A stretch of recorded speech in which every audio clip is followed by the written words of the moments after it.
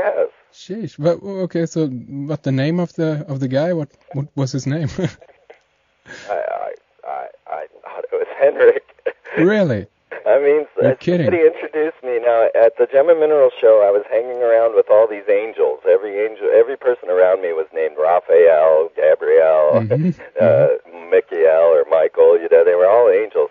And they said, oh, you need to go speak to this Swedish fellow over here. He has a radio show, and you would be very interested in speaking with him. What? And so I went and I sat on the grassy knoll with this man who I thought was you, and I spoke with him, and I gave him a copy of my DVD. Wow, really? Ah, that's amazing, really. You know what? I don't know. That's amazing. Have you seen any good like photograph of me so you know how I look? Yeah, and you have? Yeah. Was it similar? Same guy. I don't know, Henrik. Sheesh. Okay. Well, we have to talk more about that because that's very interesting. What the heck is that all about? Okay. Or it was you. Okay. Yeah. Because when you said that we might that we hooked up in Phoenix, I actually. It was obvious to me that because I haven't even been in the States, so I thought you were referring to like in some kind of synchronicity. You wouldn't be surprised if we hook up, in the future or something like that. But this is wow. Okay, that's an amazing story. I will never know now. I will never know. That Swedish fellow was that I was talking to. Am I some kind of future time traveler or something? Perhaps. What's going on here? Well, Freeman, let's continue talking a little bit about that offline later and try to figure out that one because that's very interesting. But let's get back a little bit to the story itself here. We're talking a little bit about the guide stones, of course. Basically, where do you want to pick up from here? We're talking about potential depopulation and all of this.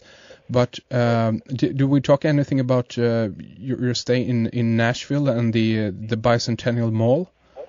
Yes. Okay. So the last thing on the guide stones that I wanted to note was the create a new living language to unite humanity. And in this, I see once you recognize that the English language was mostly crafted by Shakespeare, a good portion of it. And when we start to dig into Shakespeare, we find that it's actually Sir Francis Bacon, who was known as Spear Shaker in honor of the goddess Athena. So here I am, leaving Athena's restaurant, going to Rosicrucian Temple or monument that's got codes for Shakespeare and a Spear Shaker, and I'm on my way to the Parthenon, which is the goddess Athena's temple in Nashville. And previously you've been, of course, writing and talking about Britney Spears. Yes, Britney Spears, exactly. I mean, it's just like one thing after another. Madonna, Columbia, all of it. The Takana, it's just endless. So there again, crafting our very language is the way these people work. These are the high magicians that actually create our reality for us.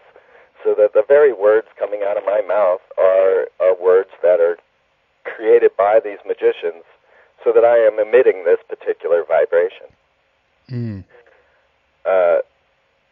So here I leave the Rosicrucian monument and I call William Henry and ask him if he wants to meet up with me at the Temple of Athena, the Parthenon in Nashville, and he's more than willing. And it turns out that I showed up on Nashville Monday, being Moon Day, of course. And this goddess is a lunar deity. And so the temple was closed on Moon Day. William neglected to mention that to me, and I was a little disappointed because I didn't get to see the 42-foot golden goddess inside of the Parthenon. Sheesh, okay, that's very sad. Yes, unfortunate, but you did manage to shoot some, beautiful stuff at the Bicentennial Mall there. Yes. Well, one thing just to add on the Parthenon is the symbolism that they had there of the goddess putting the wreath upon the other goddess's head, and this to me was identical to what Madonna had done to Britney in the MTV Awards. Same ceremony. Really? Yes. That's interesting. Yeah, for sure. Wow. So I meet William, and he's like, well, come on, let's go. He didn't care about the goddess, he wanted to show me this bicentennial drive up the street from the Temple of Athena and drive past the Temple of Mars, because it seems that Nashville is the new Atlantis. And so they have all these temples. And he takes me over to the capital of Nashville, which sits on a 3-tiered hill and looks over this Bicentennial Mall. Now, if you look at the Bicentennial Mall from the air, or from the sign that stands out in front of it, you will see that it's a shape that's somewhat like a keyhole, like an old keyhole. Mm-hmm. And William mentioned to me that this was the same as Seal of Solomon. So I went and looked, and sure enough, one of the seals of Solomon to bind spirits is the exact shape, including the cross arms that are in it. So what we're looking at is a large magical seal placed upon the ground as if it were a garden. And it rests upon a Native American burial ground, and the sign on the face of the thing says that vast numbers of bodies are interred here. Really? Wow. So now we have a seal of Solomon, who was one of the main magicians of his time, who built temples to Molech and to Asherah, who is the goddess again, and even to Shamash, who is the solar deity of the Sumerians, much like the solar deity of Jesus or Krishna or Tammuz, Shamash.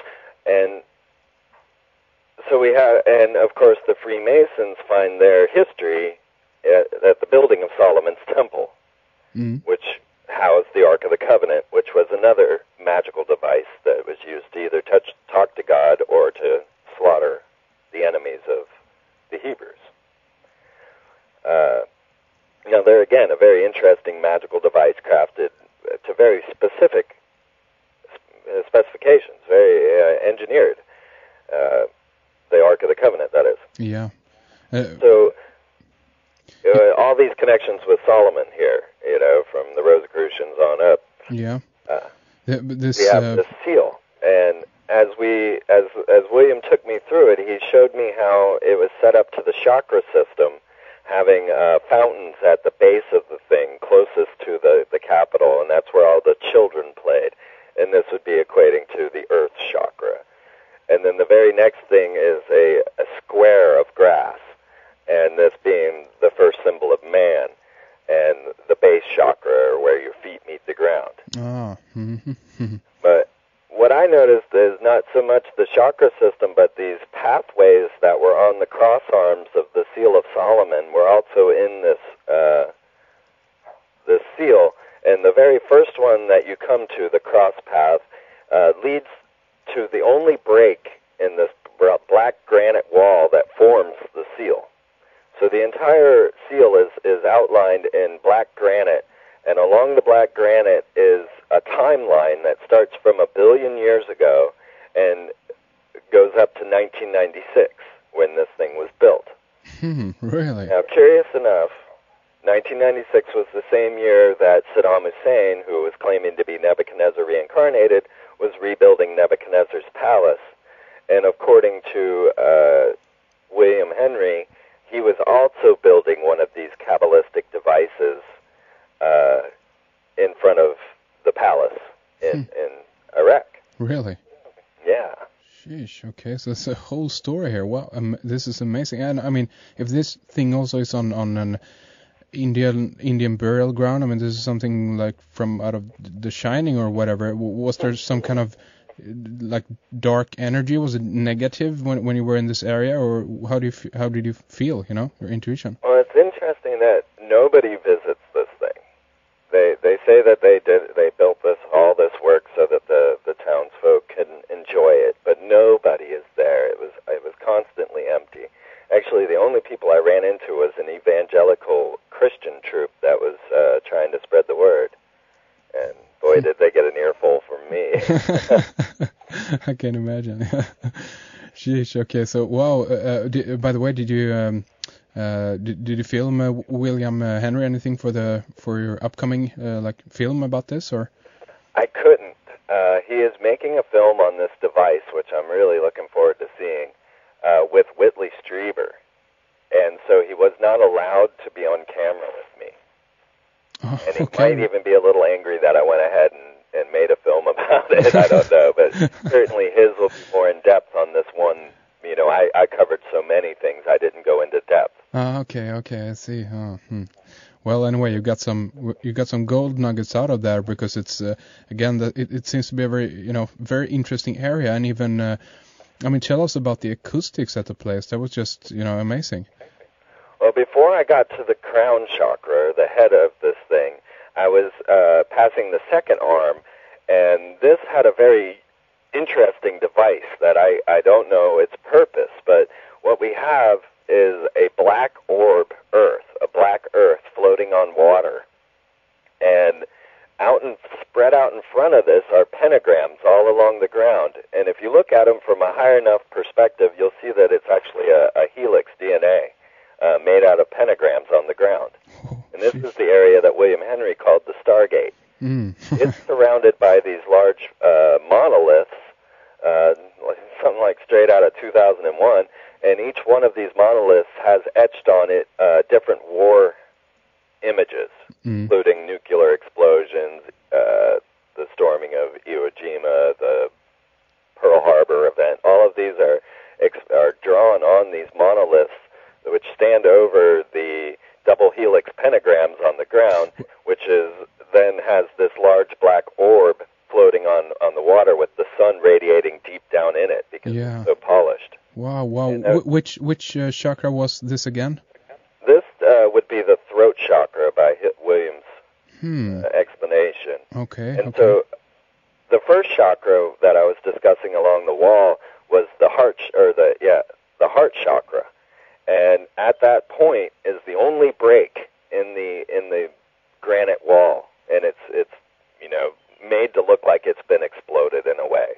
And that's the only break is at the heart chakra, which on the timeline of the granite wall puts it right at the Civil War. So that's the heart chakra, and then the next one is the throat chakra. And here William said that this would be where you would emit love or hate, and the black earth was kind of a disheartening, disconcerting icon to that. Yeah. Now, this black earth just happened to be surrounded by Hollywood. Really?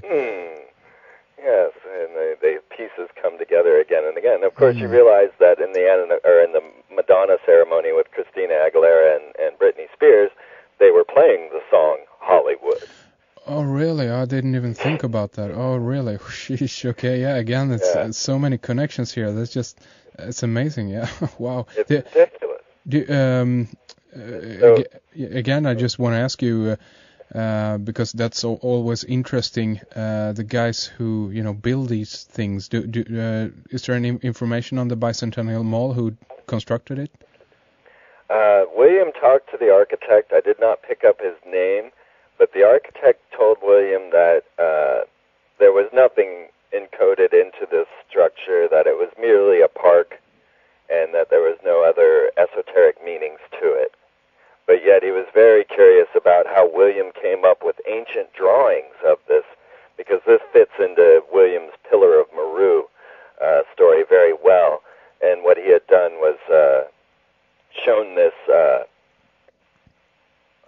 particle accelerator device that was shaped exactly like it, and he also found it in ancient Asian art. So he was very curious as to how William came up with these pictures and where he got them. But definitely this thing is not... And then I found out more later when I met with Paul Raffaele, who was an architect on the Twin Towers, and was also asked to be an architect in some of these structures being built in Nashville, which he turned down because he said that they were bad magicians. Really? Wow. They had no sense of humor, and he couldn't work with people that had no sense of humor. They wanted him to act with awe in the fact that they were giving him this job. Now, realize that Paul Raffaele is a Kabbalist,